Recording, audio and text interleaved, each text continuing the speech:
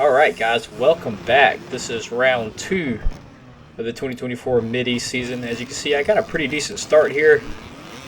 Third coming around the starting area there. Immediately passed by some other guy, but not a bad start. I was happy with it. Jason there got first, and he was, I think, first to the woods too. I couldn't really tell. But I knew I had some catching up to do, but I wasn't in a bad spot, so I was pretty happy with it. Yeah, Jason's there first in the black. The weather was absolutely great. It had rained some the week before, so there was moisture in the ground, which meant no dust, but it wasn't enough that the track was really slick or too wet, too muddy. It was actually really good. There were a couple spots that were kind of muddy, but even on the driest of days, there seems like there's always at least one or two spots that's got some mud. So nothing to really be too concerned about. I was trying to keep a decent pace here, coming through the woods, trying not to let the adrenaline get to me and make me push more than I should and wear myself out. Just trying to keep up with everybody, basically.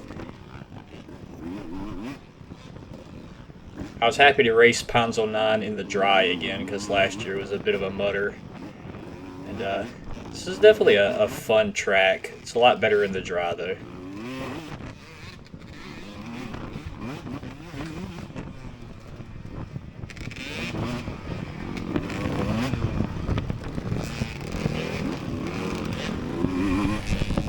You may have noticed that I did not post a video from round 1 in Black Ankle.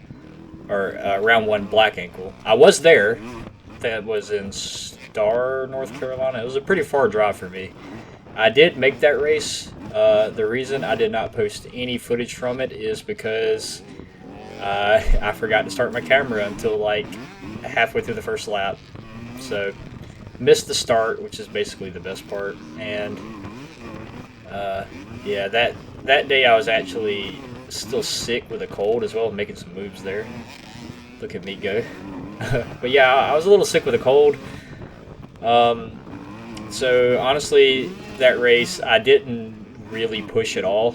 I was basically just there to get my points and go home, and it reflects in the results. I think I ended up getting 7th out of like 9 people or 10 people or something. It wasn't an amazing finish, but I was there. I did get my points, so that's all that matters.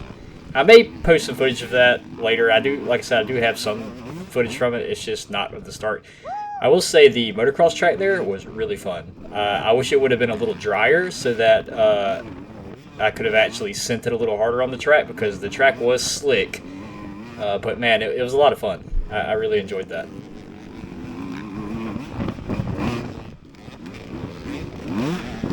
So anyway, here we're fighting through the slower guys from the row in front of us.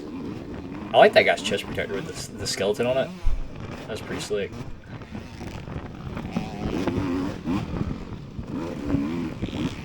I don't know what was up with that guy's bike right there. It looks like he may have looped it and the subframe was like bent up. I don't know if you saw that there on the right.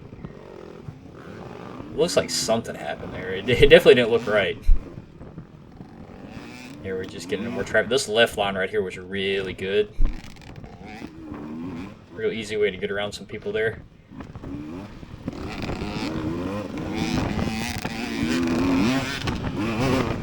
So at this point, I know Jason's still in front of me, and Kane is somewhere behind me.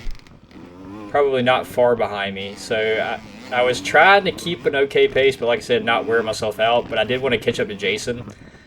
Not sure what happened there on the left. Looks like those two guys might have banged some bars together. But yeah, just trying to get around this lap traffic the best I can. Or it's not really lap traffic, but at this point it's not lap traffic. No, I got kind of hung up there on that other guy. But yeah, the whole thing was I was just trying to get through the traffic and hope that Kane behind me would have more trouble getting around him than I did. Of course, that isn't what happened, but it's kind of what I was hoping for.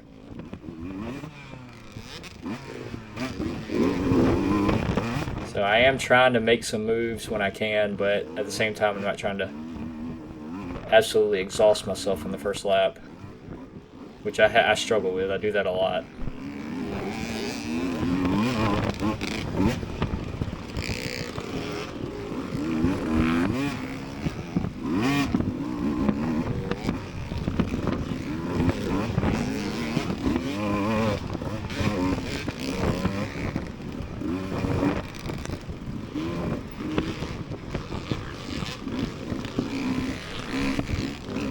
you can see there, I was actually 2 bikes ahead of me is Jason, so I'd caught back up to him, and I was really pumped about that. And I was thinking, oh yeah, this is going really well. I'm going to catch up with Jason. I'm going to pass him. Everything's going to be good. But unfortunately, I think this is as close as I got to him for the entirety of the race.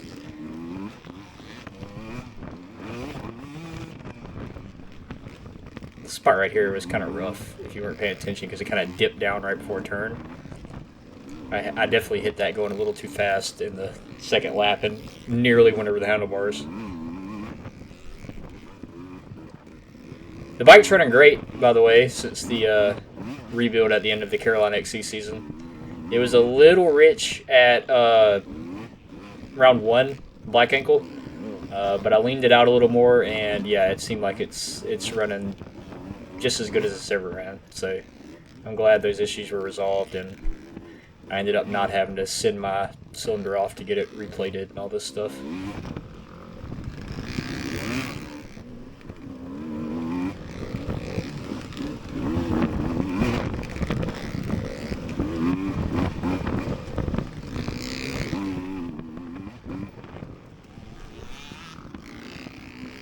I really should have been making more moves right there. I mean, Jason was right in front of me.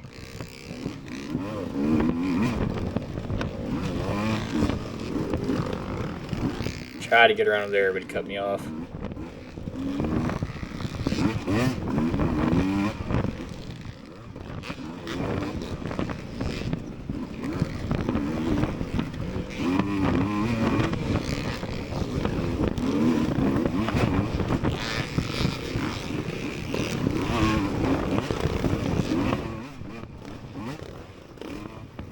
Tried to get around this guy, the Kawasaki, nearly didn't make it. I'm back where I was. And I think this is the first kind of taste of the tighter areas. This wasn't a really super tight spot, but this was one of the early on tight spots. Just a little taste of what's to come, because there was a pretty. I mean, it wasn't as tight as tight sections have been in the past. So it was.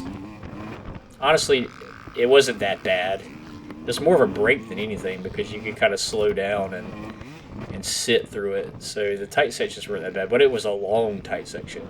I mean, it had to have been at least a mile. But yeah, I don't know. It wasn't bad. I thought it was okay. Let that guy there in the red around me because he was right on my tail. Because obviously he was going to be trying to pass me at 80 points, so I might as well let him do it on my terms rather than have him run me off the track.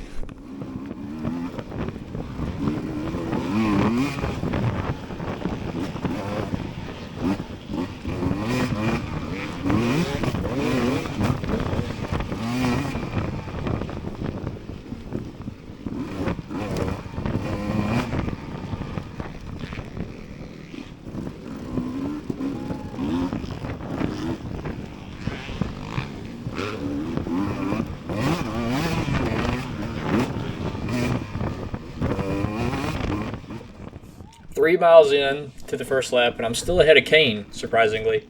Kane has just been on a ridiculous charge since the end of last season. Right? Really, he started picking up steam into last season, and he's kept it going. He is by far the fastest guy that's been in our class this year. So I'm happy for him. It's good to see. I'm just a little sour it's not me. So, little mistake there. Unfortunate. You see there, Kane on the right gets around me. And that was kind of the beginning of the end, unfortunately. At that point, my arms were starting to get a little tired. Forearms were pumping up. So, same old, same old. I was kind of hopeful I'd be able to catch back up because it was just one small little mistake. But unfortunately, that's the last I ever see of Kane or Jason. So they just run away from me.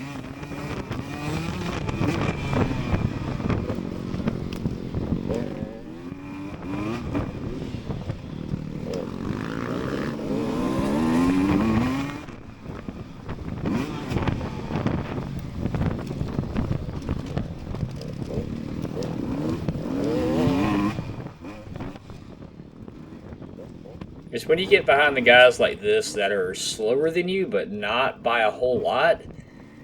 That's where things could really go downhill for you, because they're holding you up, but not so much that it's easy for you to make the pass. And you can end up just riding behind those guys who are slightly slower than you for such a long time before you get around them. I guess that's where the hooping and hollering comes in, which I'm still not very good at doing. The slide here to the left is one that I kind of preferred the entire race. This guy in the Yamaha just forced his way in front of me there.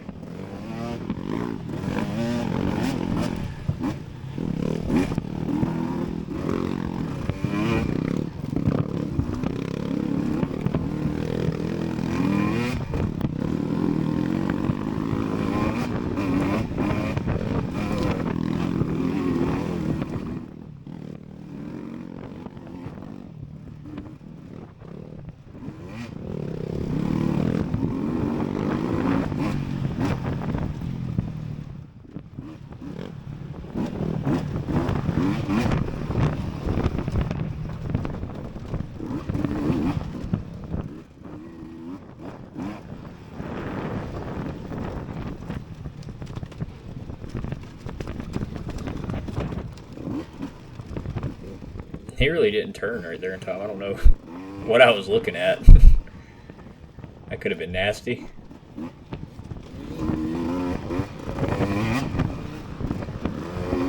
This area through here was a little sketchy because there was a lot of areas that they were like kind of off camber with roots running down them. So if you tried to go high across the roots, you would basically just slide down to the low side. So it was easy to make a mistake there. Fortunately, it didn't happen to me during the race, but it was definitely something that could happen. But you can see at this point I've slowed down. My arms are starting to get to me, and I'm starting to let people pass me.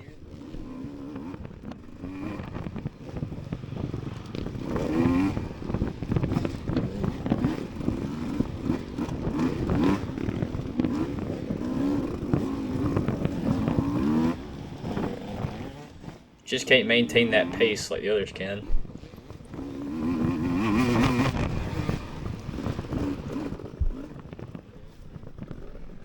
Here I didn't realize this how much of a drop off that was. I was trying to get around that guy, and then suddenly there was a 3-foot drop right in front of me.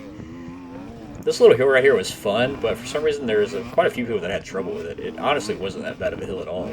You just kind of sent it in second gear, and it was a pretty easy one, but several times when I went to go up it, there would be people stuck on it, which of course just presents more obstacles. Here's another tight section here, or tighter section.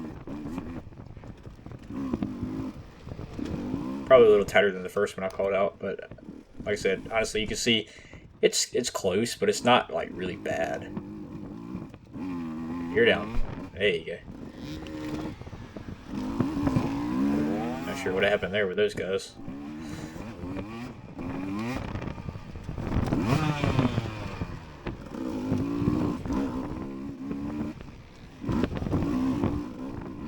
Honestly, like I said, I found them kind of nice because it slowed the pace down a little bit, and you could kind of sit and take a break, because in the faster stuff you had to be standing because of the chop. So it's nice to give your thighs a break, just kind of sit for a bit.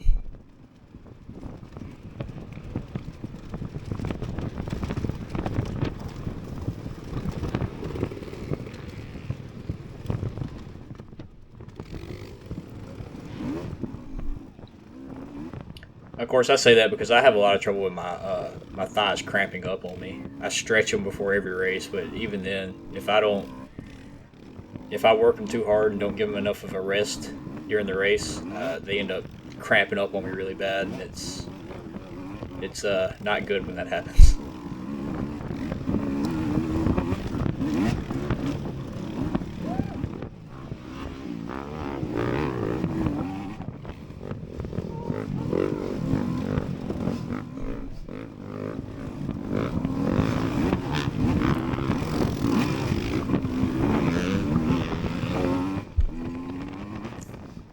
I saw that guy came flying through, and it kind of fired me up a little bit, and I started trying to push some more.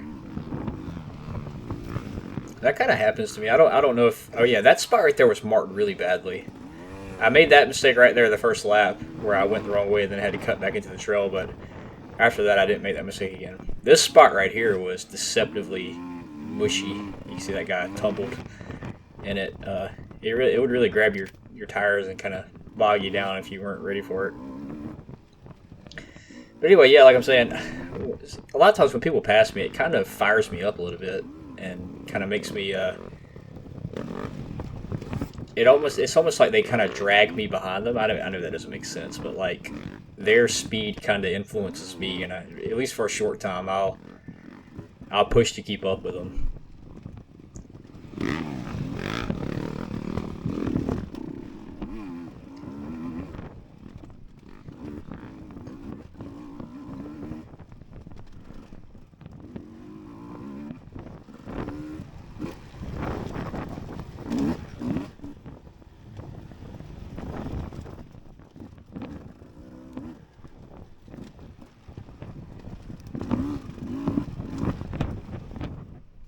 Those little trees across the trail there in these tighter areas could easily get you if you weren't paying attention. And it gets a lot of guys.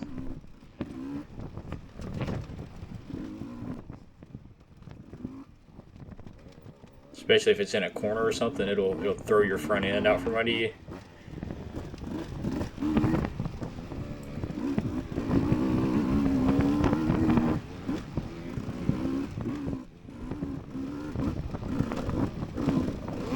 So here's the spot. This is the mistake. I saw that bike lay on the ground and it made me hesitate, and then I just got hung up on that root right there and laid the bike down. And then I found that my grip strength was too weak to pick the bike back up there for a second, so I kind of struggled with it. But the biggest problem, unfortunately, is I did not notice what had happened to the camera. So you notice we got a nice good view of the bike right now, and that's because the camera got pushed down, looking at my my gas tank and my crotch, basically. Very unfortunate, and I did not catch it during the race, so this is the view for the entirety of the rest of the footage, which I'm not going to make you watch a bunch of footage of my crotch, so we'll call it there. Results, though. Even though I struggled a bit on the first lap, I did end up making my way back up to 4th in the class, so not terrible.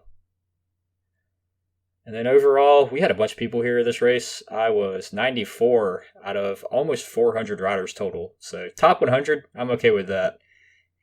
Anyway, guys, we'll see you at the next one. Thanks for watching. I'll be on the lookout, because I may upload some of that black ankle footage.